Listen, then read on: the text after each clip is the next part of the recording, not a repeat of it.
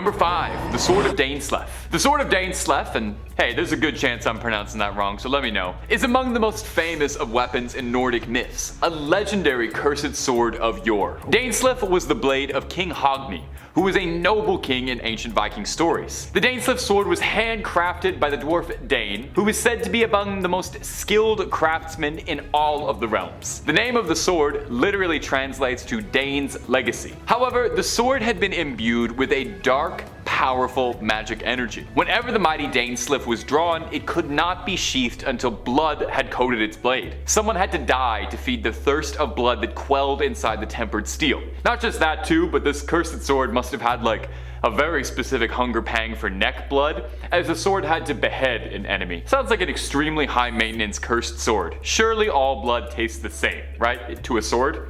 I don't know, maybe I'm being dismissive. The sword features prominently in the story of Prose Edda, an ancient Nordic textbook thought to date back from the 12th century, which told the story of King Hogni and his beautiful daughter Hild, while he warred in the eternal battle of the kings. According to this old story, Hogni came to meet other kings across the land, and brought his daughter to introduce them. However, a jealous rival king seized his daughter and stole her away. Hogni gathered as many of his most fearsome warriors as he could to reclaim her, and sailed west in pursuit of his daughter. He found her on an island, yet her captor had attempted to persuade Hogni into making peace with him. But Hogni told him it was too late to end that. I mean, makes sense, you stole my daughter, bro. But the Dainsleif had been drawn, and it couldn't be sheathed until he'd been beheaded. The legend then goes on to state that the two men fought for 143 years. But I'm hoping they took like 2 15-minute breaks a day at least. And my ghouls and goblins, if you love the scares we put out for you, the nicest way to show thanks is to toss a little like and subscribe our way. If you're already subscribed, you're the coolest. If you're not, well, I still like you lots, but you could really win me over with a like and subscribe. Just saying, if you wanted to get on my good side. Number 4.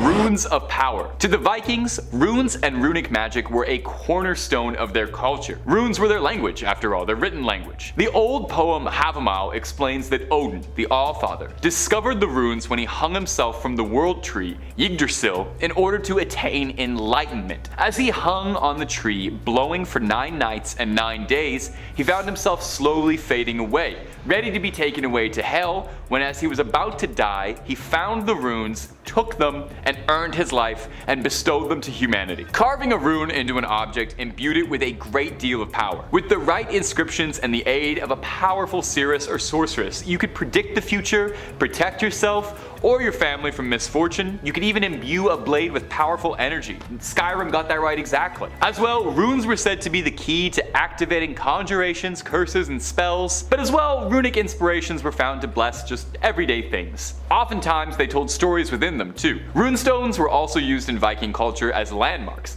and the inscriptions they bore contained powerful magic within them. Take the Glavendrup stone, which contains a powerful warning to anyone who dares to move it. Listen to what it says. Ragnhildr placed this stone in memory of Ali the Pale, priest of the sanctuary, honorable thane of the retinue. Ali's sons made the monument in memory of their father, and his wife in memory of her husband, and Soti carved these runes in memory of his lord. Thor, hallow these runes. A warlock be he who damages this stone, drags it in memory of another. So this runestone's got a little curse put in place to make sure no one disturbs the slumber of Ali the Pale. Perhaps one of the most famous runestones in the world is the Björktorp runestone in Sweden. A mysterious runestone whose purpose is not fully known, but bears another frightening inscription. Listen to this one, and I gotta put a bit of a voice on for this one, you'll understand.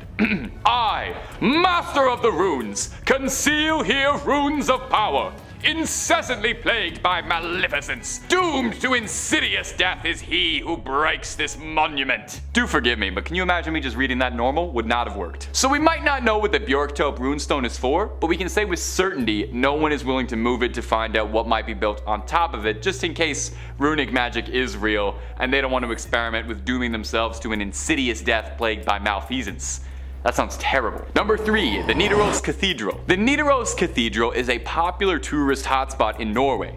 Renowned for its beautiful architecture, it's a stunning monument to Norway's very rich history, and it's also quite known as one of the more haunted buildings in the entire country. It's located in the city center of Trondheim, named after the Trondheim Nidaros, which was the capital of Norway during the era of Vikings. In the early days, it was a humble, simple wooden chapel built to serve as the tomb of Saint Olaf, a Viking king who helped introduce Christianity to Viking culture and would be remembered as the patron saint of Norway. It was the traditional location for the consecration of new kings of Norway. Now if you're looking at this and you think, wow, what a building, that's because it took 230 years to build it, so I would hope it looks great. From the years 1070 to 1300, it was worked on round the clock. Now let's get into the most important part, and the only part we even care about this building is the ghost. I just spent so much time talking about architectural history when we could be talking about a ghost. Norway's most famous ghost is known as the monk, and he's an apparition that manifests as a medieval monk with a bloody gash along its throat, dripping onto the floor. The monk's first sighting was in 1924, and since then has become a bit of a staple of the cathedral, with countless sightings and tourists reporting hearing, seeing, or feeling the monk around the cathedral. The first sighting was from a bishop's wife during service, and she claims that she saw the monk standing behind the congregation with bright glowing blue eyes. She said his face was sharp and glowing, and when he raised his hand that blood started to pour from his throat. The priest who was tending to the service at the time claims that while he was speaking, he felt an unspeakable pain in his throat, as if something was lodged in it. Number 2. Viking graves. Now the Vikings were a very superstitious people. Ghosts were a very common belief and possible threat in medieval Norway. Your soul could go just about all over. You might end up in Valhalla, the realm of Odin, where you can drink and fight to your heart's content for eternity, or you could end up in Folkvanger, Freya's realm, a lush, bountiful field that sprawled forever, or you could end up in Helheim, which was just a terrible, cold, dismal place. Imagine spending your entire life in freezing Scandinavia, dying, and then waking up in a different freezing afterlife. I would be so upset. Of course, if you didn't qualify for any of these afterlife options, you could always end up with your soul trapped on the earth and reanimated as a ghost or a corpse zombie monster called a draugr, which anyone who spent too much time inside of any of Skyrim's caves can tell you are a real nuisance. So Vikings had to come up with all sorts of ways to make sure that nobody came back to cause any problems for the village. No doubt you've heard of Viking funerary ships or their pyres, where their dead were sent off into the water in a longboat with possessions that might befit them in the afterlife, and then lit ablaze with an arrow. But oftentimes, that was more for higher caste members of society. Other burials were traditional, but the body was kept in the home for a few days to prepare. The Vikings took all sorts of fun precautions to make sure they wouldn't have a draugr on their hands. The head was wrapped in bandages. Oftentimes the feet would be bound or sewn together, or even needles would be placed into the feet to make sure just in case they came back to life they wouldn't be able to walk. Corpses were brought into houses feet first because they believed the spirit of the person would not be able to see where they were being taken for burial and thus unable to find their way back home. If they had the time too, Vikings would build something really fun called a corpse door, an opening they built into a home which was bricked up, and when the burial was ready would be smashed through and the dead would be carried through this feet first. The belief was that the reanimated could only enter their home from the way they had left, so if there was no corpse door anymore, the draugr wouldn't be able to get in and it would just sort of paw at the door like a sad cat. Honestly, the logic is there. This one makes complete sense to me. And number 1, the Dorset grave. The Dorset mass grave is one of the scariest and confusing archaeological discoveries ever discovered. Let me ask you, what's more fun than a barrel of monkeys? You might be thinking a barrel of Vikings? No, I'm thinking about a mass grave full of headless Viking bodies. No?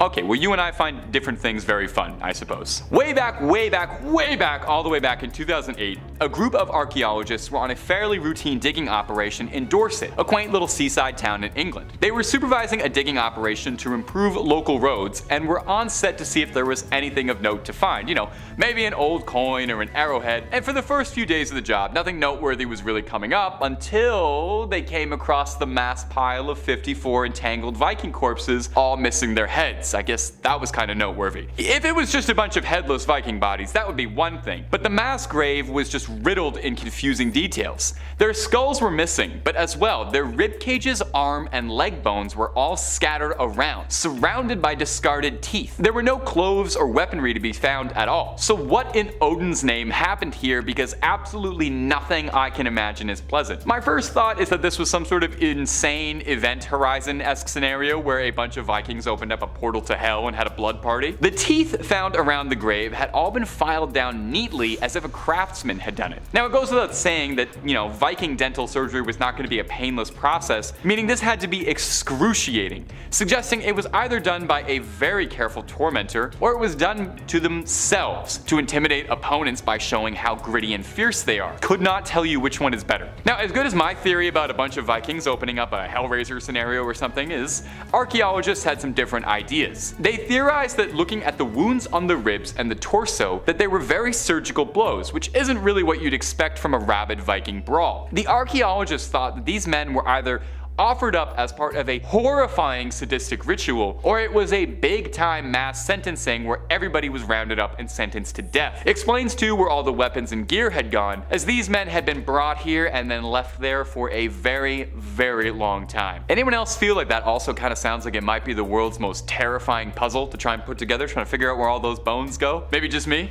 Maybe I've been working on this channel too long and my sense of humor has been changed permanently. Number 5. The Busby Stoop Chair. When you think of a haunted object, I don't think your mind tends to go to a regular old armchair. Maybe dolls, gems, paintings, not to spoil the rest of the list, but I don't tend to think of home furnishings as being particularly cursed. Well then I guess it's because you haven't heard of the Busby Stoop Chair, that holds the bold distinction of being London's most haunted chair. Isn't that something to put on a resume? Thomas Busby was a common crook in the 17th century. He ran a counterfeit money operation with his father-in-law, but he was also known to be a general hoodlum, thief, brawler, and the kind of guy that would have rubbed elbows with Tom Shelby. It's said that a violent altercation with his father-in-law over a disagreement about their criminal enterprises led to Bubsy's associate dying by his hands. Busby was to be sent to the gallows, but had requested to visit his favorite pub one last time for a meal. He sat himself down in his favorite chair, ate his dinner, and claimed that if anyone ever sat in his chair after his death, he would make sure to haunt them. He would be hanged the next day. It would seem that his claim would prove to be true, because in the years since Busby's passing, the chair did bring mysterious misfortune. The first striking occurred in 1894, when a chimney sweep sat in the chair with a friend one evening and heard the story of the Busby haunting. He thought nothing of it, and after leaving the bar, passed out in the street. The next morning, he was found hanging from the gallows. During the Second World War, airmen used the pub as a hotspot, and the rumors began to sprout again about the Busby chair being haunted. An urban legend of an airman who sat in it and crashed his plane the next day was whispered in the wind amongst men.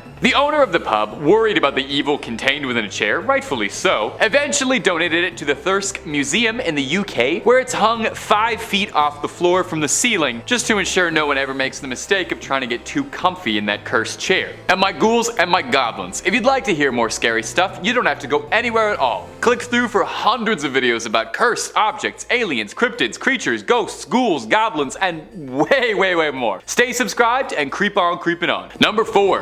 Robert the Doll. Now, every good list of cursed objects should definitely include at least one cursed doll, I think, just for good measure. It's called Annabelle's Claws. Dolls are just inherently a little bit scary when they're not being used for make-believe, for having tea parties, and they're especially scary when they carry a series of unfortunate urban legends with them, like the case of one Robert the Doll. Maybe you've even heard of Robert the Doll, as he's actually pretty famous as far as cursed dolls go out there. It's kind of Annabelle, Robert, the rest of them. Robert's been haunting for over a century. He used to be the property of one Robert Jean Otto. Now, although he shared a name with the doll, he preferred to be called Otto, maybe because the doll took it. Otto received Robert as a young boy from his grandfather, who obtained it through unknown means, as trying to trace it has been fruitless. No toy company has ever been found to have produced it. Otto loved Robert and had an active imagination to a degree that unsettled his parents. He would refer to the doll in first person and brought it everywhere with him, even dressed it in his clothing. That's kind of odd, but it's still little kid behavior. Otto would say he could hear Robert talk to him and would see him move. And children who passed the Otto estate when walking by would claim they saw Robert in the windows, watching them from up high, appearing and disappearing. Otto would blame all mishaps on Robert. Injuries, breaks around the house, accidents, anything that happened, it was because either Robert had told him to do it or Robert had done it. Kind of understandably, this behavior deeply worried Otto's parents. Otto kept Robert up until the day of his death in 1974, where he then traveled from home to home and collector to collector, causing a path of misfortune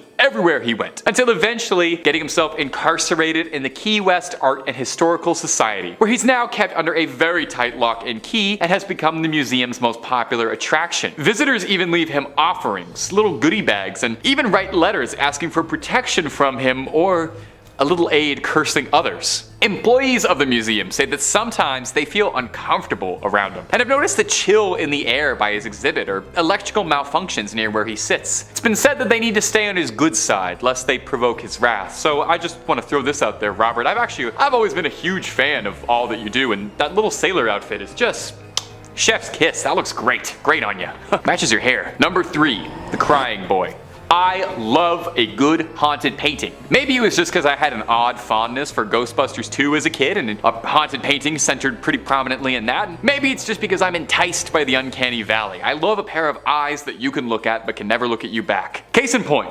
Take a look at this painting, The Crying Boy. Looks like a fairly innocuous painting, right? Wouldn't look too out of place in your dentist's office. It's not really my scene, but I'm sure a generation of grannies have loved to put this above the fireplace. It's also been the center of a series of strange coincidences that are just too odd to be true. It was painted by an Italian painter, one Giovanni Bergolin, and mass-produced as a print across the 1950s, so everyone could enjoy hanging this sad crying boy in the comfort of their own home. Wow, that sentence out of context is crazy. Now, they would enjoy this painting in the comfort of their home until it would burn down, because for some bizarre otherworldly reason, firefighters around Essex, London would report that frequently, amidst smoldering ruins of a burned down house, repeatedly they would find the crying boy print completely untouched by the flames, even when everything else had burned to ash. Now, once is bizarre.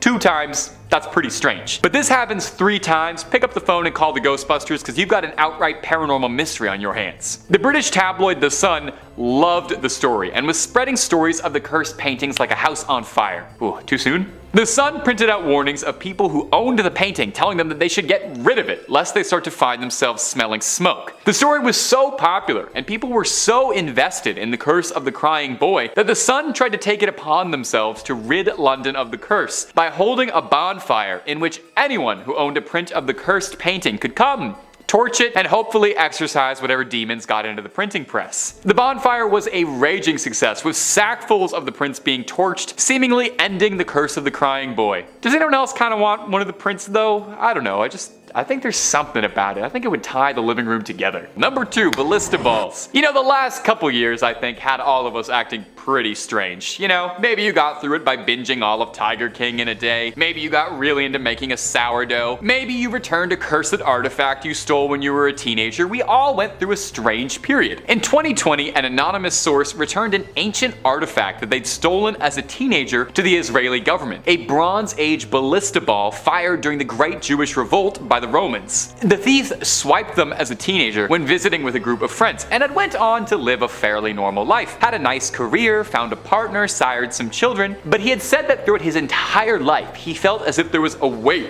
over him, as if he had some invisible presence crushing down on him. He said no matter how long it had been or how much his life had moved past this one act of delinquency, his heart could never move from it, and he felt as if he had been cursed to forever bear its guilt. During the event of the last few years, he said it stirred in him this apocalyptic feeling that made him feel like he had to return the ballista balls in hopes of finally clearing his consciousness. I hope he didn't think he did all that. Through Facebook, he ended up getting put towards the right channels to return it. But you know what's kind of bizarre? This isn't even the first time that someone's returned a pair of cursed ballista balls, because in 2015, an almost identical story played out. In 2015, 2 ballista balls were returned to the Israeli authorities anonymously alongside a note saying, "I took these in 1995 from a residential quarter at the foot of the summit. They have brought me nothing but trouble. Please do not steal antiquities."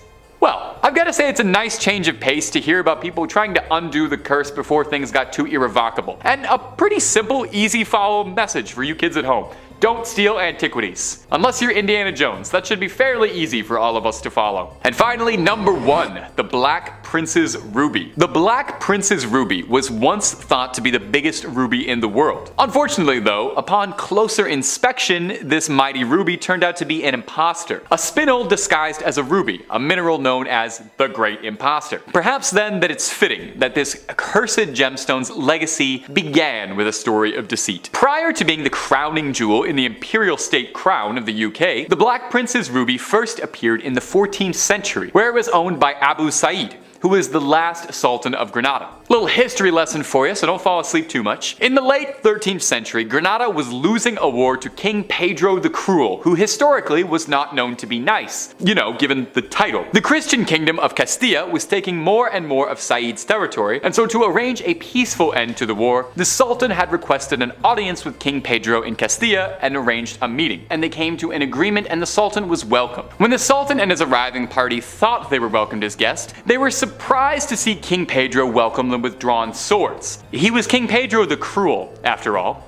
I don't need to tell you what happened next, but King Pedro stripped the jewel off of the Sultan's corpse. Soon after, King Pedro found himself in a new war against his brother Henry of Trastamara for Castilla's throne. King Pedro commissioned the Black Prince Edward of England for aid, and as payment for his services, gave him the ruby, where it would get its name, the Black Prince's ruby. Edward would return home to England, but Pedro would fall in battle to his brother. Edward the Black Prince would die slowly and painfully from a disease before he could inherit the throne, giving the ruby to his son Richard II. Richard would become king, but he was taken out by Henry IV, who took the ruby as well, who then passed from a slow illness, giving the ruby to his son Henry V. This is the worst thing to re-gift possible. It would pass from a lineage of kings until eventually finding its way to the Tudors, and then eventually after that, finding a permanent home in the London Tower, amidst the crown jewel collection, where it's been sealed away, never to be claimed again, because just look at the history of this thing. This is not something you ever want to unwrap. Number 5. Keramikos. Coming up first is going to be a tomb from ancient Greece. Beautiful place, beautiful tombs. Keramikos is a beautiful neighborhood in Greece. It was the pottery center of Greece, if you can believe that, which would be interesting enough to print on a travel brochure, but it's also home to a cemetery that's existed since the Bronze Age, so that's some seriously old bones. Now, old bones aren't necessarily scary, but in 2020, when archaeologists discovered 30 stone tablets buried beneath a well, each engraved with curses crying out for help from the gods of the underworld, now maybe that's a bit cursed. The Greeks would bury curses or requests, hoping the gods would hear them and grant them favor. Personally though, word to the wise, take it from Kratos or Zagreus, never make a deal with any of the gods of Olympus. It is simply just not worth it. Apparently, this sort of thing, that is, the practice of chucking cursed tablets into the graves of your dead, was not actually that uncommon in ancient Greece. Curses enshrined on tablets made from lead, wax, and stone were fairly common in Greece, where religion, magic, and science all kind of blended together into one beautiful blurred line as the answers to a lot of life's questions. Oftentimes, these cursed tablets were used to restrict rivals,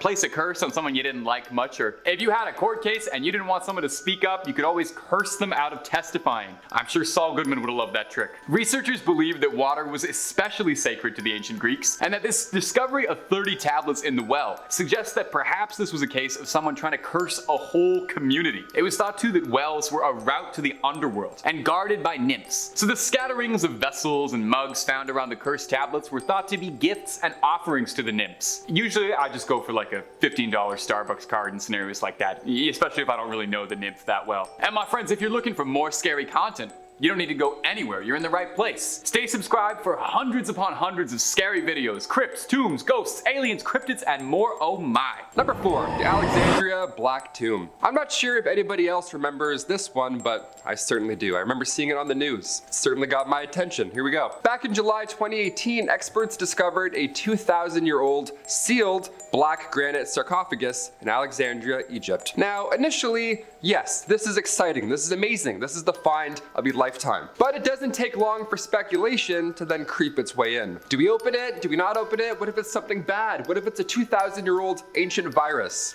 Do we do it? I don't know. We did it. Humans being as curious as we were, we just had to see what was inside. And inside, we did not find treasure, rather we found mummy juice. Just mummy juice. Inside were the remains of 3 Egyptian army officers accompanied by this reddish brown sewage liquid. It was disgusting. All the experts fled the scene. It smelled so bad. This is where that sarcophagus juice meme came from. This was the actual box. Mustafa Waziri, the Secretary General of the Supreme Council of Antiquities, he declared that the mummies had decomposed in the tomb for thousands of years and that it resembled a family burial. Yeah, family burial. How lovely is that? Nice discount on that one. There were bones of 3 people in a puddle of sarcophagus juice. That is disgusting. That is not Alexander the Great. Definitely not. The coffin was found in a tomb in the city believed to be the final resting place of Alexander the Great, so you kind of have to open it at that point, right? This could literally be him, or it could be mummy juice from 305 BC, one or the other. Do we like this? Do we like opening up ancient curses? Did anything happen here? Waziri assured us immediately that he said that we've opened it and thank God the world has not fallen into darkness. Now remind you, this was a year before the plague arrived, so. Number 3. Qin Shi Huang. The tomb of former emperor of China, Qin Shi Huang, is notable for many reasons. Maybe it was because in 1974, when farmers from the Shaanxi province were digging a well, they discovered hundreds upon hundreds of terracotta soldiers, complete with horses, chariots, officers, infantry, and a whole court. They discovered one of the world's greatest archaeological wonders. 2,000 terracotta soldiers. Qin Shi Huang's tomb. The tomb was built like this basically to serve as history's most impressive flex. Qin Shi Huang wanted to make it good and clear that even in death, he held more might and imperial power than anyone could ever imagine, and he wanted his own army to take with him in the afterlife. They say you can't take it with you, but he did. What's wild is we don't even know how far this tomb goes, since it still hasn't been fully uncovered. Those thousands of terracotta soldiers, those might just have been the first wave of guys coming out the door. While he reigned, Qin Shi Huang wanted to make sure his tomb was a very good approximation of his own legacy. So, naturally, thousands of laborers worked tirelessly for decades to create a tomb worthy of China's emperor. It's estimated that 700,000 laborers are thought to have worked on the tomb, which took nearly 40 years to build. Qin Shi Huang only even lived to be 49, so good thing they finished that in time, eh? Qin Shi Huang himself is thought to be buried beneath an enormous pyramid-shaped mound that stands a good distance from the excavated portion of the tomb. Now, according to historians, the central tomb contains treasures and wondrous objects collected during his life, included a flowing river of pure mercury, which ironically back then they associated that with immortality. Now I think we associate that with poisoning. Soil testing the nearby areas has revealed elevated levels of mercury in the dirt, so this might actually be true. However, no one is too eager to go digging or check, since it sounds like Qin Shi Huang kitted this place out like a video game dungeon to keep any would-be Nathan Drakes or Lara Crofts from raiding this uncharted tomb. The tomb is said to be protected by ancient ballistas and complex mechanisms that will fire arrows at any potential grave robbers and make Indiana Jones blush. And that mercury vapor probably is not doing anybody any favors either. In any case, the Chinese government has been in no rush to explore what's down there. It's best to let the sleeping dead lie, especially when he has got thousands of terracotta bodyguards who, I don't know, maybe they're cursed, maybe they'll come to life. I just wouldn't mess with it. Number 2, King Tut's artifacts. The new Grand Egyptian Museum was finally opened to the public in 2021 after many delays. And while that's quite recent, the contents displayed inside, they certainly are not. For the first time in history, many of King Tut's ancient belongings will be on display. Now, prior to this museum being opened, we only saw about 150 artifacts from his tomb. They all went on tour, like Kiss, they just went on tour. But now this museum in a beautiful space that spans over 7,000 square meters. It's awesome. Now, cut back to the initial discovery, not so great. November 4th, 1922, ancient history was unearthed. A team of researchers led by British archaeologist Howard Carter discovered this entrance, the literal entrance to King Tut's tomb. Now, only 3 weeks later, King Tut's actual tomb was then unearthed. Now, hasn't been disturbed in over 3,000 years, and then we came in with some shovels and made him an exhibit. Awesome, grab your tickets. Hashtag Tut. This discovery spawned the curse of the pharaohs. Why, of course, because almost every expert involved in that discovery, they all experienced horrible luck. Many of them actually just died. Tragic events. It was crazy. Howard Carter, the archaeologist who discovered the actual tomb, he gave a paperweight to his friend Bruce Ingham as a gift. Now, that paperweight in hand, pun intended, was a mummified hand wearing a bracelet. Inscribed on said bracelet read the phrase, "Cursed be he who moves my body." Ingham's house then burned to the ground not long after receiving said gift, and then when he tried to rebuild the home, it was then destroyed in a flood. That's just one example. Some people, like I said, straight up died. Car accidents, just random medical issues, sicknesses, like I said about plagues and Egyptian mummies, breathing in some old shit. It's not great. Lots of dark history being unearthed. That's all King Tut. And finally, number 1, the Björktorp rune runestone. Vikings regularly used runes in their runic magic. Yeah, I mean, what else would you use for runic magic? Vikings would inscribe the stones, and they could wield the magical power of words, the thum, if you will. This magic could take all forms, blessings, curses, and I'm sure in at least one case, probably a pretty sick fireball. The Björktopp runestone, and I know for a fact I am not pronouncing that correctly, so please feel free to let me know in the comments how it should be going, is a famous example of a runestone and some runic magic. Located in Blekinge, Sweden, the rock itself is surrounded by mystery, and the inscription on it carries a pretty scary warning. I, master of the runes, conceal here runes of power. Incessantly plagued by maleficence, doomed to insidious death is he who breaks this monument. I prophesize the destruction. Okay, so that honestly sounds pretty clear cut and dry what is happening with this runestone. It sounds like this stone guarantees a nice rainfall every year. No, of course not. It's a very scary warning. No one really knows what the Björktopp runestone represents though, or even if it's buried on top of something significant. Is it a tomb? No one's really willing to mess with it to find out. Kratos hasn't come by to ravage this place for upgrade materials yet. Is that too many God of War Ragnarok references in one video? No, of course not. If I had my way, it'd be Ragnarok all the way down. Anyway, back on topic. Anthropologists and archaeologists have done their level best to ascertain just what's going on here without tripping any possible runic curses, just to be safe. A tomb is one of the most popular theories, but there are others, suggesting that possibly it's a memorial for a real burial far, far away, possibly to mislead somebody, grave robbers maybe. A second suggestion is that it is a mighty shrine for Odin, offering him runes of power in exchange for blessings of fertility and harvest. A third, significantly less popular theory offered by some researchers is that it was put in place to somehow control the mystical powers of Icelandic singer-songwriter and my personal hero Björk, who has been known to be completely uncontrollable. Number 5. The Great Omar. The Great Omar was a one-of-a-kind, tailor-made collection of Omar Khayyam's poetry. So if you're looking to score this at your local Barnes & Noble, you might have a bit of trouble. It was commissioned by the owner of a British bookshop, whose sole request was that it would be the greatest modern binding in the world. You know, nothing too lofty though. The book itself is made of 5,000 pieces of leather, 1,000 different gemstones, 100 square feet of gold, and some pages too, I guess. I think there's poetry inside there. The final book was priced for roughly $150,000 after finishing. So it's a pretty expensive book. But what makes it so cursed? Well, when the Great Omar was purchased, it was bought by an American buyer and had to take a transatlantic trip on a little ship called the Titanic, a boat which, as far as I know, has never been involved in any sort of historical events of note whatsoever. The Great Omar was never recovered from the wreckage and sank with the ship. 10 weeks after the book kissed the ocean floor, the man who bound it, Francis Sangorski, drowned while on vacation at only the age of 37. A little suspicious, isn't it? A bookbinder in the 1930s tried to recreate the Great Omar, Stanley Bray. He finished the second iteration just in time for World War II to begin. The book was placed in a vault on London's Fore Street, which was one of the first sites to be bombed. I guess they heard about the book. The safe that held the book endured through the Blitz, but the safe's contents and the second Great Omar was incinerated and lost to the war. A third version has been crafted and is currently being held in a vault in the British Library, although given the book's history, I don't feel like I would be too comfortable spending any time around it if I didn't have to. Hey, liking what we do here at Top 5 Scary? Well, we always love a little subscribe. Toss one our way. Number 4. The Grand Grimoire. Another book you're probably gonna have some trouble finding on Amazon. The Grand Grimoire is a tome of black magic. No one can agree on when the grimoire was originally birthed into this world, with people claiming that it could have been written anywhere from the 15th century to the 19th century. No one knows who even wrote the Grand Grimoire. Perhaps it merely appeared one day from another world, tantalizing and asking to be read. Some urban legends claim that the book was written by a man possessed by the devil himself, acting as a vessel for his will to pen his musings. The book itself contains instructions for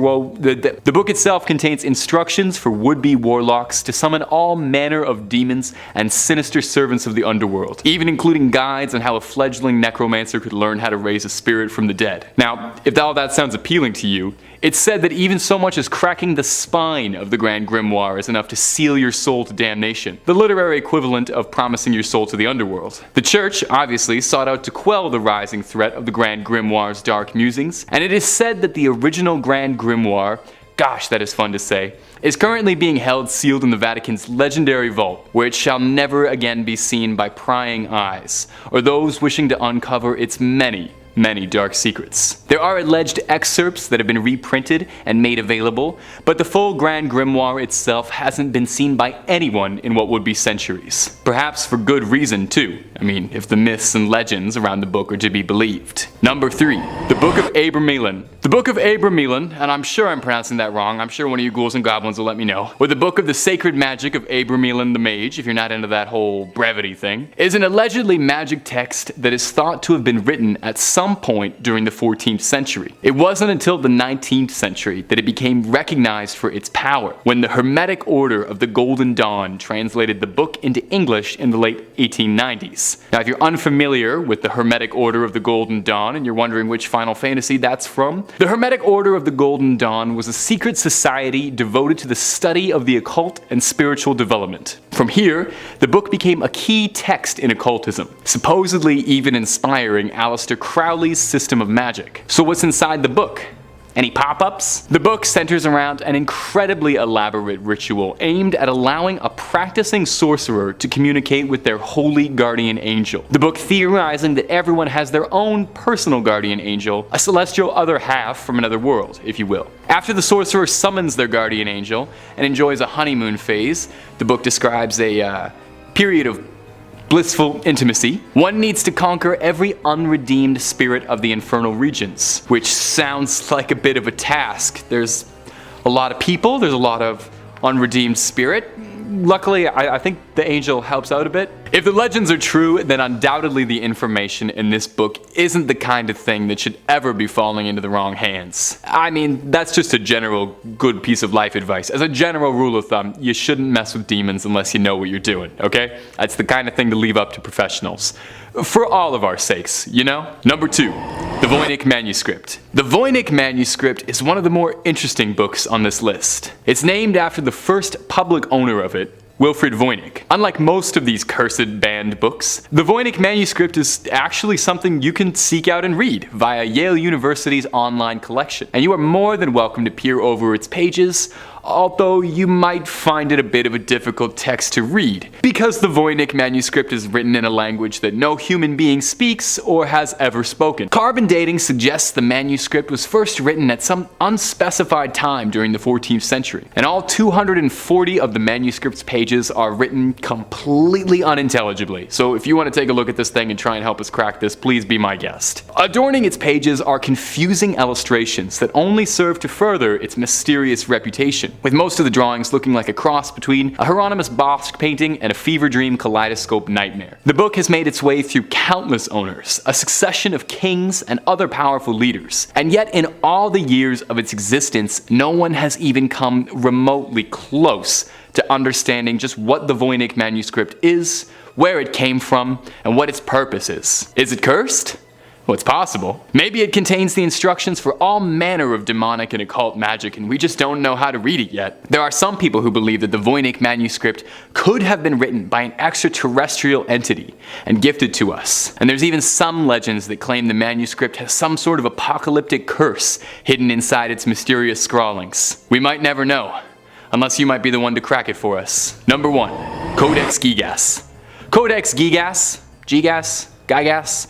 One of you guys will tell me, I'm sure. Oft referred to as the Devil's Bible, is the biggest entry on this list. And not just for its renown.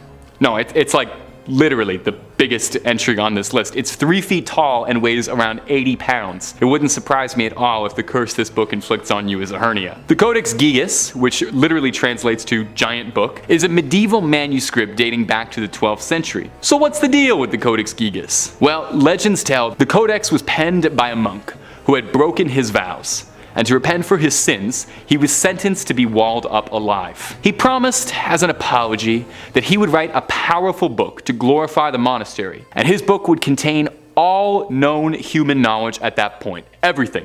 The original Wikipedia, and he wasn't even asking for donations. The legend continues that the monk, realizing that this task was a bit lofty, even for the quickest of scribes, reached out for some help co-authoring his mighty manuscript. He reached out and prayed, but not from God, but instead from Lucifer, asking for help finishing the book in exchange for his eternal soul. I'm starting to understand why he was sentenced for breaking his vows. Not really the best plan if you're looking to redeem yourself in the eyes of the church by making a deal with the devil, but hey, We've all done pretty crazy things trying to make a deadline, I totally get it. It's said that Lucifer himself helped complete the book, and the monk drew a portrait of the devil himself as thanks. That's where the book gets its name, the Devil's Bible. The book is replete with occultism, dark rituals, and imagery. I mean, after all, it's said to contain the entirety of the knowledge of the human race up to this point. So who's to speak what sort of sinister secrets are kept between its giant pages? There were estimates and tests to try and recreate the manuscript, suggesting that even one man writing,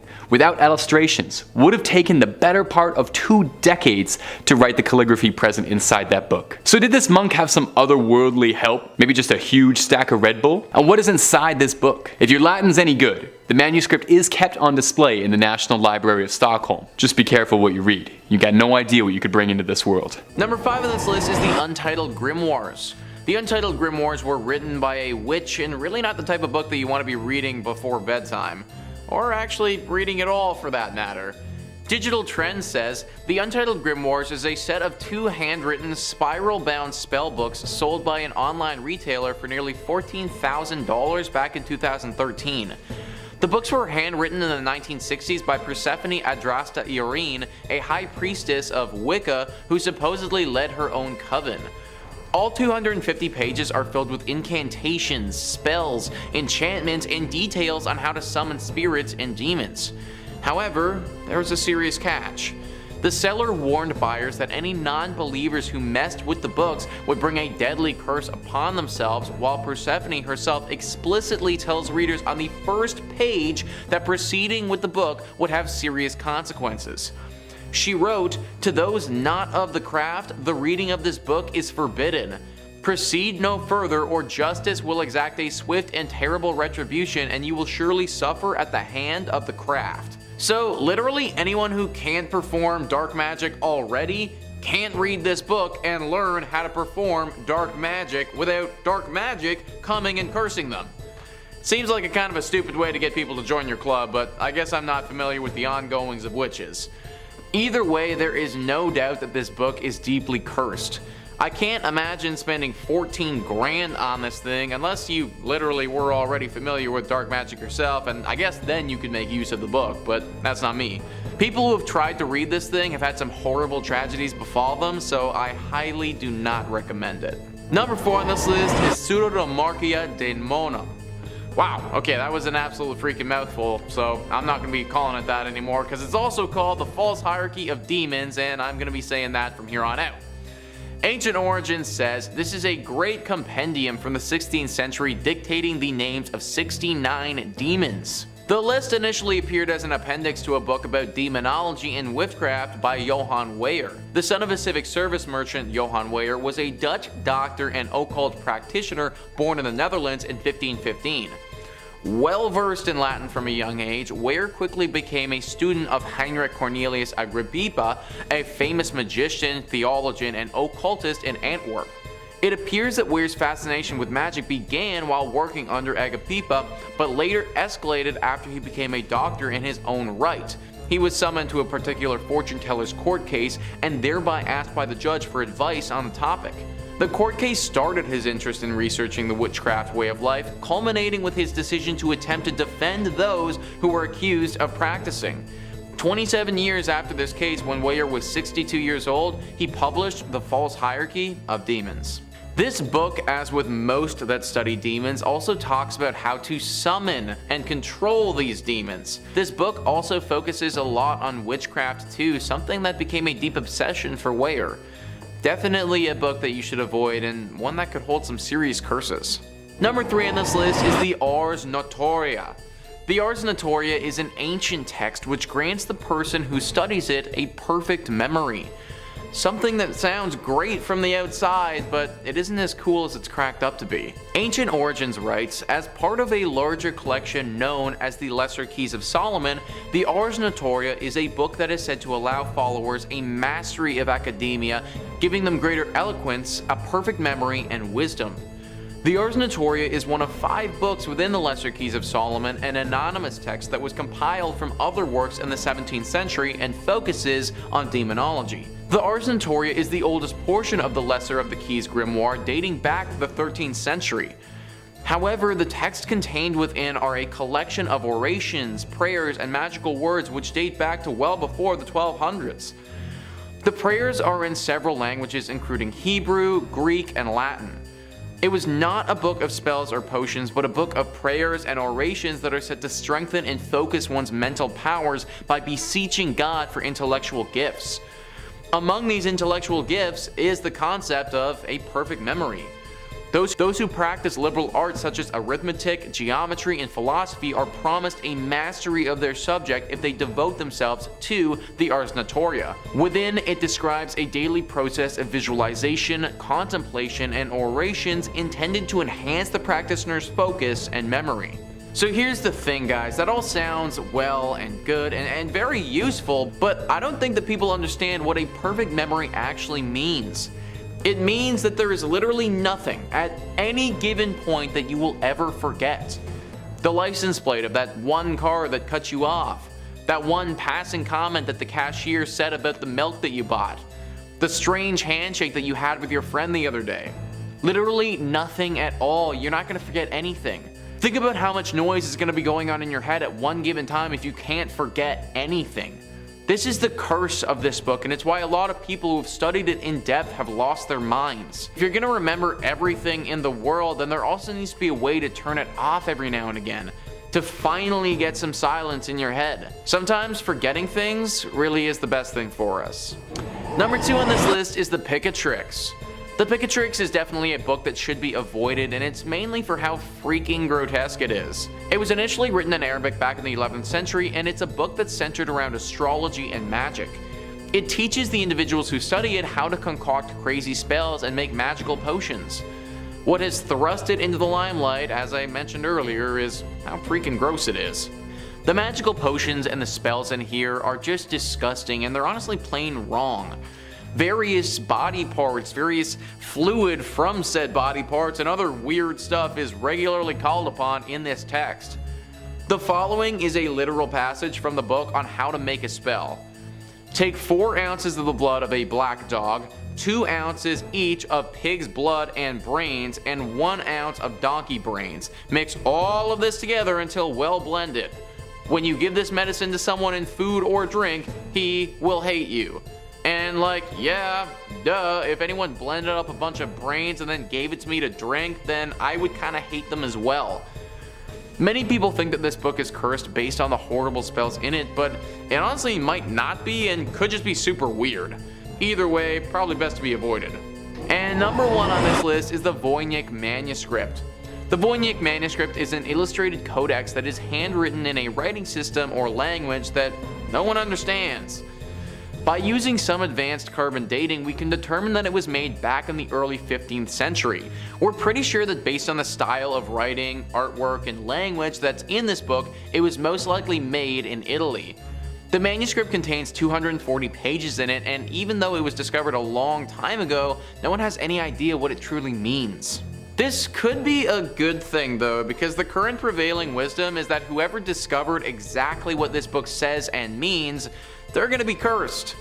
Some think that this book has an ancient alien curse that's attached to it, and that it was dumped in Italy hundreds of years ago by said extraterrestrials.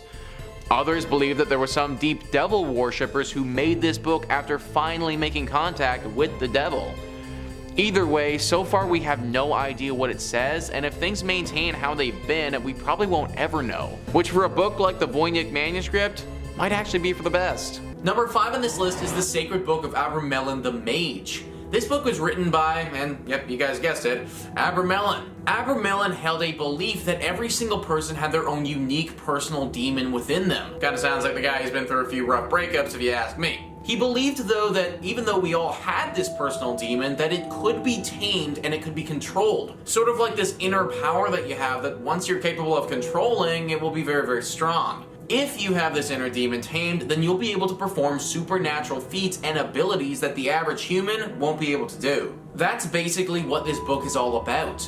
Taming your inner demon and learning to work with it so that you can harness that power. Then, once you've done so, this book will teach you what sort of powers you're able to perform. Now, this all sounds pretty legendary, actually. I think that everybody would love to be able to channel some magical part of themselves and perform supernatural feats. The book, as with many on this list, though, comes with a downside. If you have this book in your possession, then you're said to be haunted by spirits from another dimension. And these spirits will bring you horrible luck. Maybe if you channel your inner demon quick enough and then get rid of this book, it could be worth it, but something tells me that it's going to take longer than an afternoon to do that, which probably makes this book too dangerous to use. Number 4 on this list is the Arabetel. The Arabetel, or the Arabetel de Magia Veretum, is an ancient text that has some questionable things in it. Although the intentions of this book are good and it may have helped some individuals live a better life, there are dark things in here as well, and the better life can't be said for all people who use this book. Ancient Origins writes, the Arabetel is a Renaissance period grimoire and one of the most influential works of its kind. Unlike some other occult manuscripts that contain dark magic and malicious spells, the Arabetel contains spiritual advice and guidance on how to live an honest and honorable life. The Arabetel is said to have been written in 1575 AD. The author remains unknown, although it has been speculated that it was written by a man named Jacques Gohori. The focus of the Arabetel is on nature and the natural relationships between humanity and a celestial hierarchy. It centers on the positive relationships between the celestial world and humans, and the interaction between the two of them. The Arabetel was an extremely influential work for its time. So as we can see, this ancient text isn't inherently evil in nature, or at least that wasn't its initial intention. However, this book has been connected to some urban legends, and one copy of the text in particular is definitely cursed. It's believed that back in the 1600s, this book fell into the property of a young Polish farmer. The farmer grew obsessed with this book and the dark and malicious spells that it contained. He cursed his rivals and made it so that their crops would never grow. He turned into this evil warlock who the whole region feared. Even though they feared him, they weren't going to give up all hope. The people rose up and attacked this warlock farmer.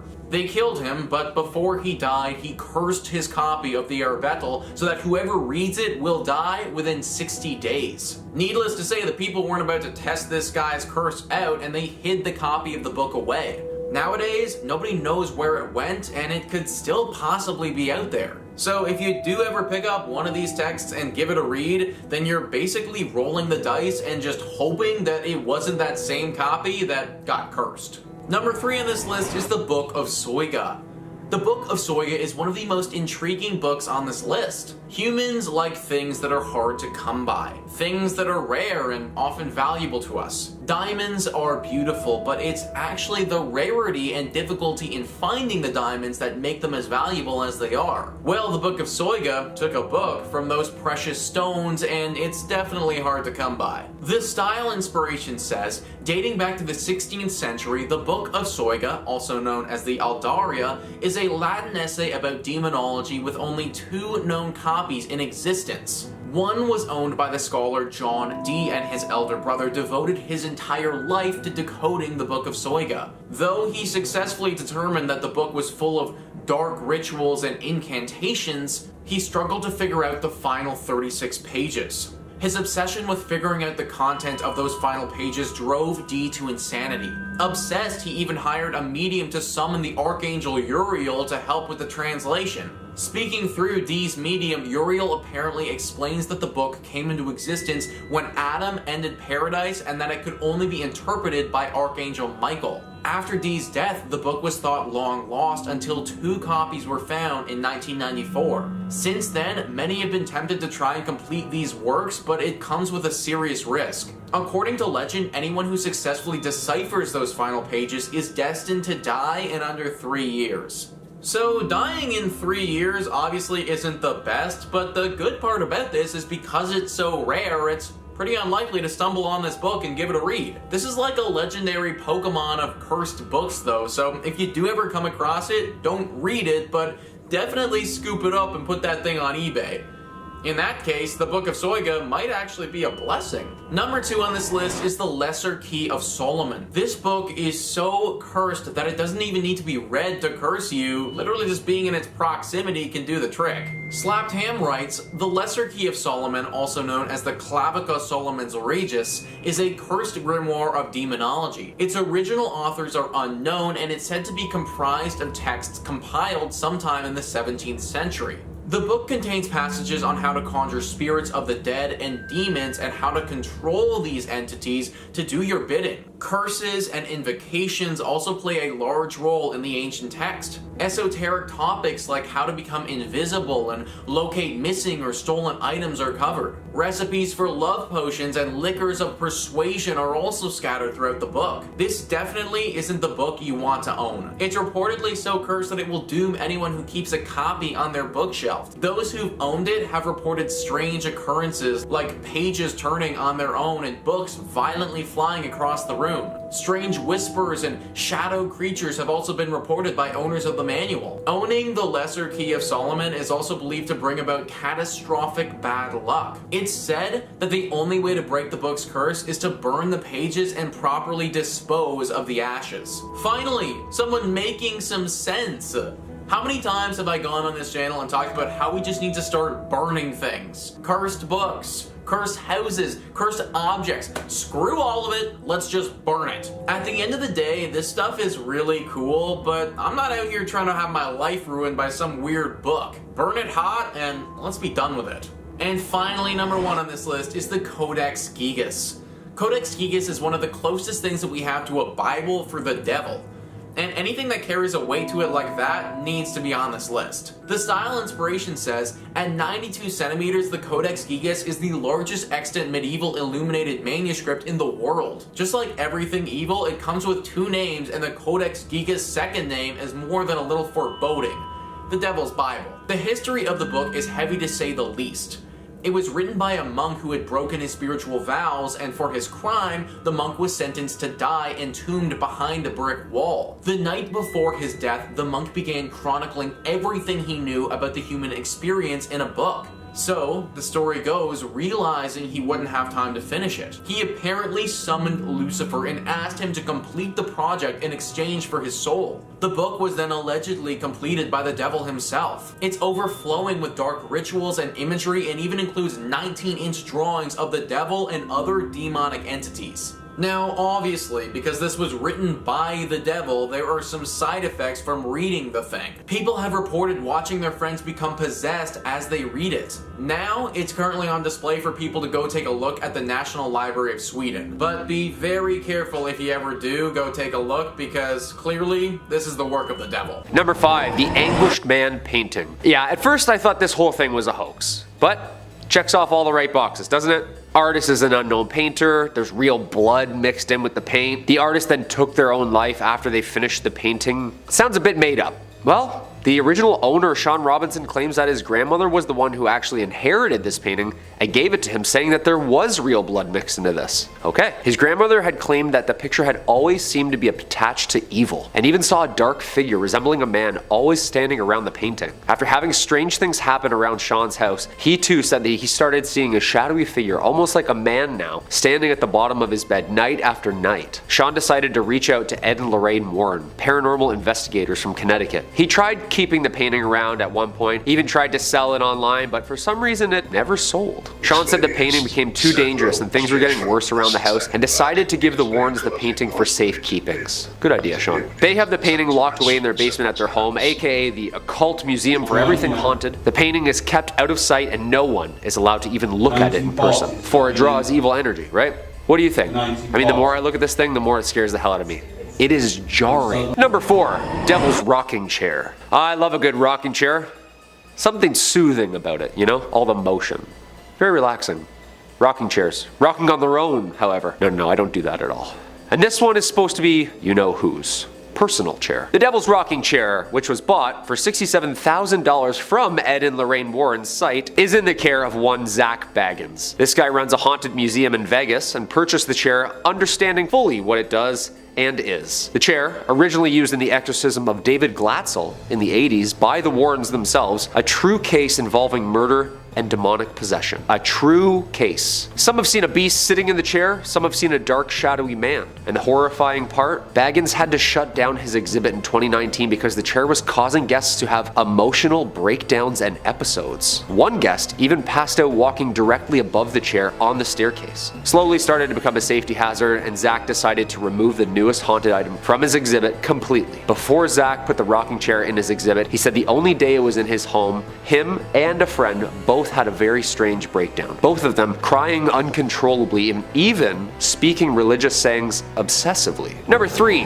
Thomas Busby chair. I thought it would definitely be more like skulls and dolls and stuff, but it seems so far that it's pretty much only furniture holds evil spirits. How about that? Another chair. Haunted, of course, and this tale is a chilling one. Not like the others aren't. The Thomas Busby stoop chair, or also famously known as Dead Man's Chair, is said to be a cursed object from the owner himself, Mr. Busby. This hardwood, allegedly haunted oak chair was cursed by the murderer Thomas Busby before his execution hanging in 1702 in North Yorkshire, England. Thomas Busby was arrested, tried, and condemned to death after he murdered his father-in-law, Daniel Audie, in 1702. Audie and Busby were running a coin counterfeiting business. After an argument about the business, Busby killed Audie. One variation of the story has Busby cursing the chair while on his way to the execution, whereas another says he was drunk in the chair that he was arrested in and cursed it, right then and there. Due to the many deaths later attributed to people sitting in the chair, the landlord donated it to the Thirsk Museum in the same town where it is having difficulty with guests sitting on top of it. It now stays hung above the floor near the ceiling where no one can even sit on it. That's good. Numerous deaths have been linked to this chair, from soldiers not returning home from war, to delivery drivers crashing their trucks hours later, to people even having strokes and heart attacks sitting in it. Death seems to be imminent anywhere this thing goes. It's been hung up since 2014 and remains there today. Number 2. The Cursed Mirror. Originally sitting in the main foyer in its 17th century antebellum home in Louisiana, this haunted object has been witness to some nasty history. The Myrtles Plantation in Louisiana is the home to deep-rooted slavery. The American South is known for its disgusting use of slave labor and would be the home in which this haunted piece sits. The house owned first by Mr. and Mrs. Clark Woodruff. These were racist plantation owners, and violent ones at that. It is said that the couple were very sadistic towards abuse of the slaves. A young woman by the name of Chloe was particularly abused when eavesdropping on a conversation Woodruff was having one night, resulting in him cutting both of her ears off. That's so unnecessary.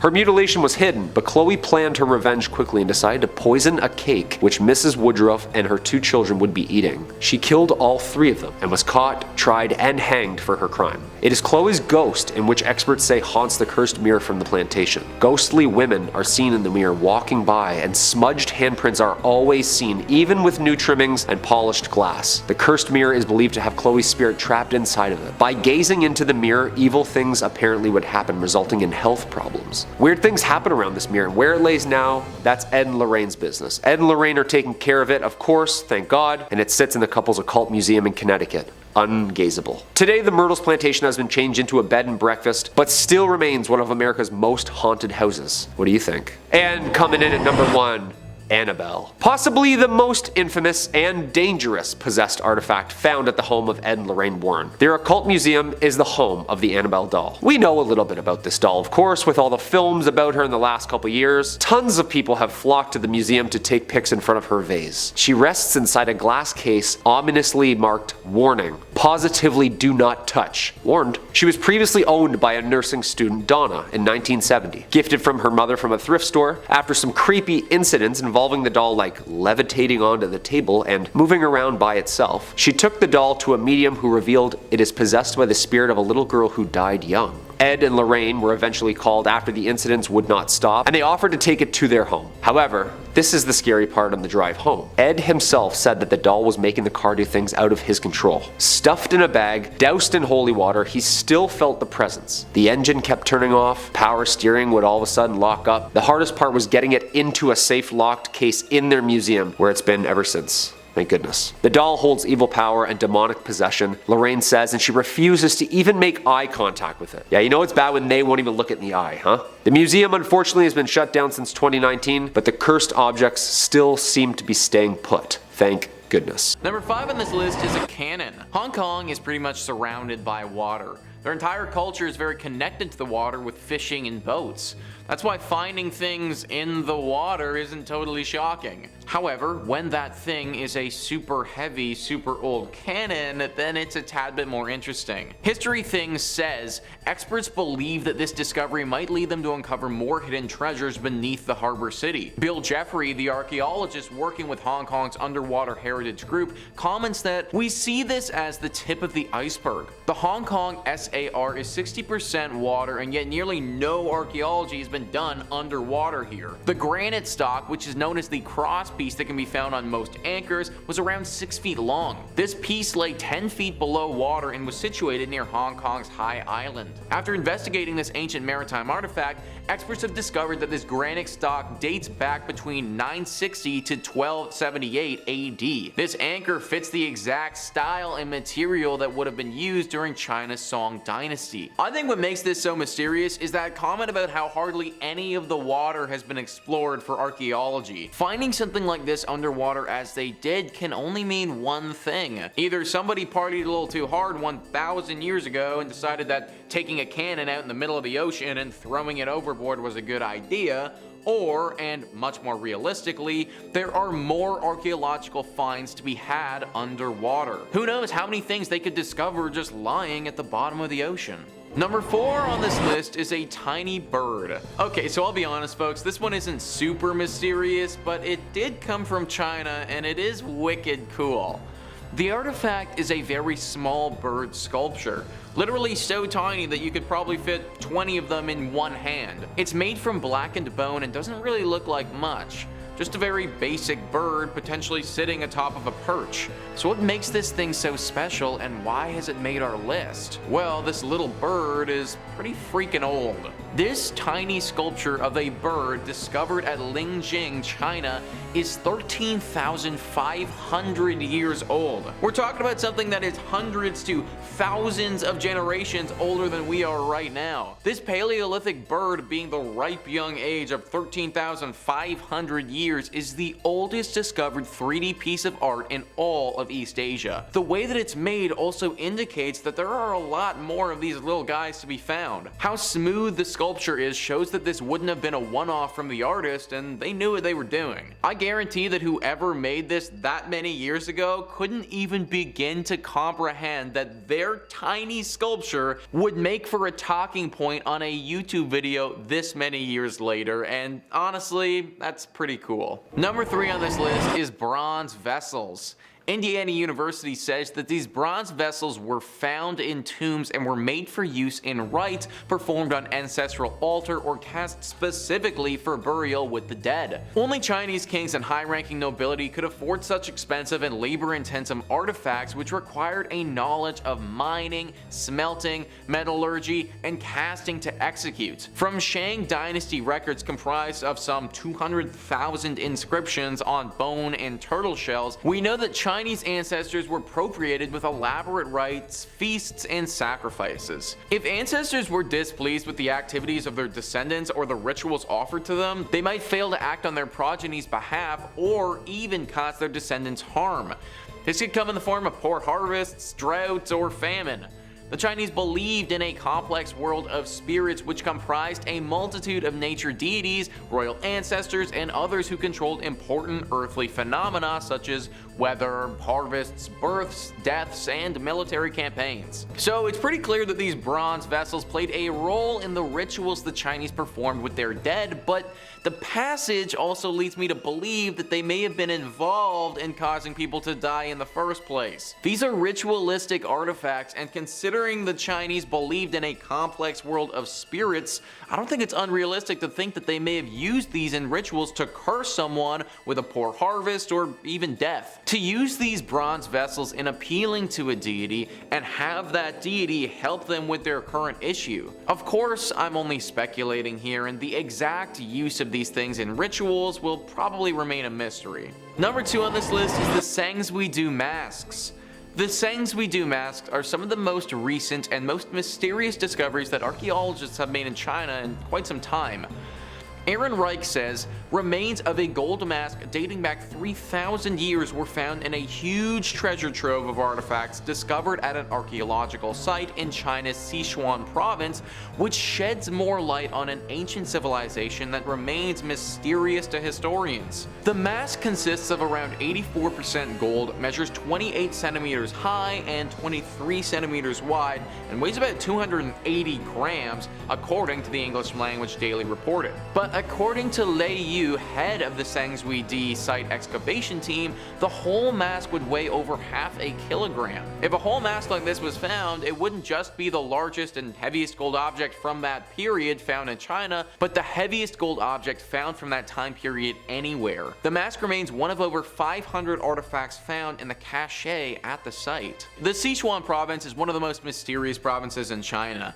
These masks are gorgeous too and look to be extremely valuable. No one currently knows what they were used for. Something this beautiful has to be connected to royalty or to some sort of ancient and important ritual. Potentially something that someone might wear when performing a ritual that would connect them to a god or some other deity. Very little is known about this dynasty and their practices, so sadly these masks and what they were used for will also remain a mystery. And finally, number 1 on this list is the Terracotta Army. The Terracotta Army has got to be the most famous Chinese artifacts to have ever been discovered. There's just simply nothing in the world that comes close to rivaling their uniqueness. Chinese workers digging a well in 1974 made a startling discovery: thousands of life-size terracotta figures of an army prepared for battle. Now called the Terracotta Army or Terracotta Warriors, the figures are located in 3 pits near the city of Xi'an in China's Shaanxi province. After the warriors were discovered, the site became a museum and a UNESCO World Heritage Site in 1987. The pits are situated less than 1 mile to the northeast of a pyramid-shaped mausoleum constructed for the first emperor of China,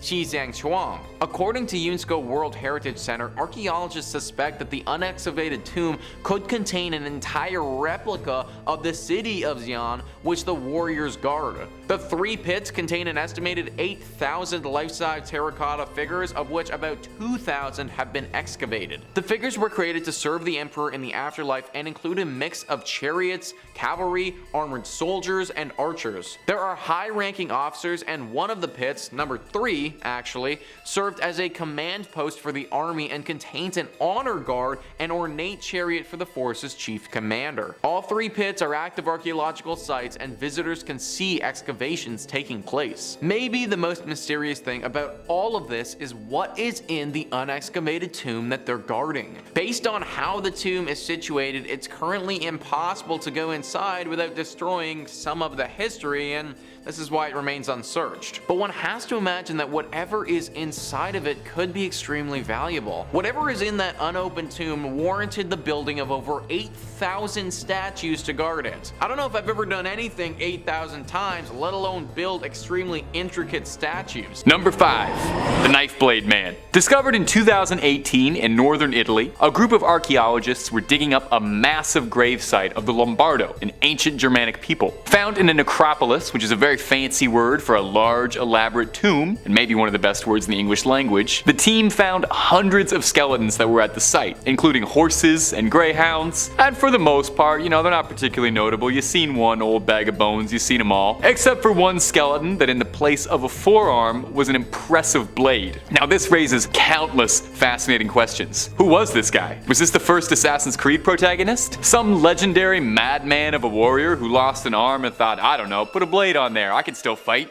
Well, the Lombardo people placed a great emphasis on war and combat in their culture, so it is possible. The researchers noted that there was a clear dated buckle around his arm, and pressure on the bones of his arm showed that it was an intentional prosthetic, right down to the wear and tear on his teeth, suggesting he tightened the straps for his hidden blade with his teeth. Most of the other skeletons found in the necropolis all had blades buried with them at their sides, perhaps ritually out of honor, but this unique specimen had it grafted onto his arm like he's history's first cyborg or Baraka from Mortal Kombat. To be able to not only survive an amputation, pre-antibiotics and modern medicine is already impressive. And hey, if you're always looking to learn something from knife arm skeletons, then toss a subscribe our way. Top 5 Scaries always got a couple scary videos for you every day. Let's keep on creeping on. Number 4. the hanging coffins. We're going up to China for our next one, specifically Hubei, China. There's a cave there that the locals call the Cave of the Fairies, and you've probably already realized that there's gonna be a dark secret involved with the Cave of Fairies. We never talk about anything nice here. It was said that the mythical creatures were supposed to live in the cave, but those who explored it inside found that there wasn't much of anything living at all, instead finding something deeply disturbing. Rows and rows of coffins, some hanging from ropes, some jammed, wedged between the rocks of the cave. The coffins themselves were massive, weighing around 200 pounds each, and some destroyed and ravaged. Dating the coffins puts them at around 1200 years old, and are thought to have been put up by the ancient Bo people, an extinct culture hailing from China, famous for this unique practice of hanging coffins from caves. It's thought that this served two purposes. One, as a ritualistic offering meant to bless the dead, and two, from a practical, pragmatic sense, it would prevent any would-be carrion eaters from picking through to get a meal. Fascinatingly, it can be seen that all of the coffins were carved from a single tree, one big log. One wonders if that was part of the ritual element of it. Now, the coffins being smashed is interesting, because the discoverers of the coffins theorized that the damage was actually pretty recent, dating it to the 1960s. And their prevailing theory was that someone wandered into this cave in a place of desperation and smashed the coffins to garner some firewood in the hopes that they could survive the night and not pass among the hanging dead. Let's just hope they didn't release any ancient curses at the same time. Number 3.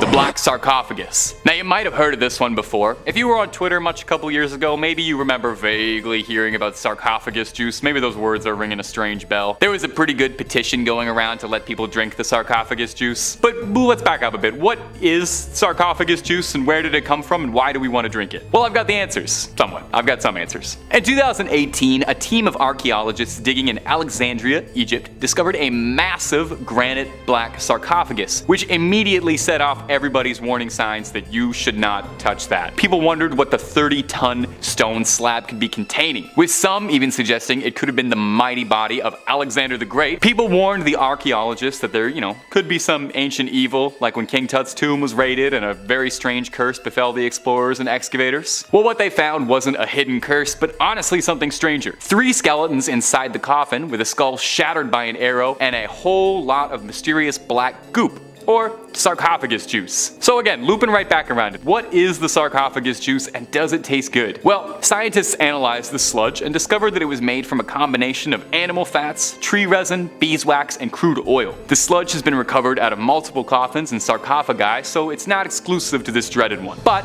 that doesn't explain why this nasty stuff is there. Well, there's some theories about this, no concrete answers, but I'll do my best. It's said that when someone died, they become a form of the god Osiris, who is associated with death and rebirth. Osiris was called the Black One, and is depicted with very dark black skin in the guise of a mummified body. As well, black is also a color associated with the deposits on the bank of the River Nile after a flood season. Fresh and fertile soil was seen as inherently regenerative. So it's theorized that with the linking concepts of Osiris and the regeneration of the soil, soaking and filling the coffins with this black sludge was a very confusing part of the mummification process. Number 2. Headless Vikings. In 2008, a group of archaeologists were doing some fairly routine work in Dorset, a seaside town in England, in a rather dull job to improve local roads around the area. As could be expected, not too much of note was discovered, except for the mass grave of 54 headless Viking mercenaries. And not just were their skulls missing, but the rib cages, arms, and leg bones were all arranged neatly, surrounded by discarded teeth. No clothes or weaponry was discovered. So what happened?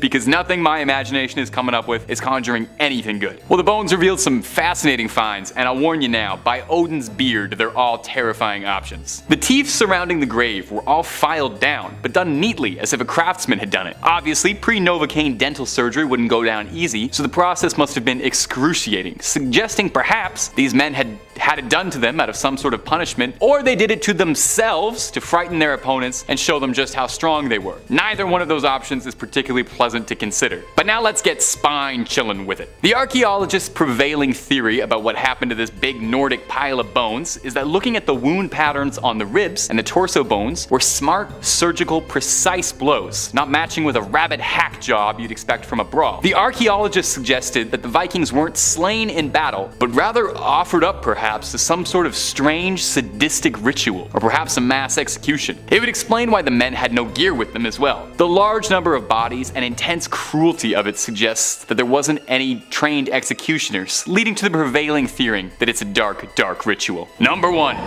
Bog, people. Name one good thing that's ever been found in a bog.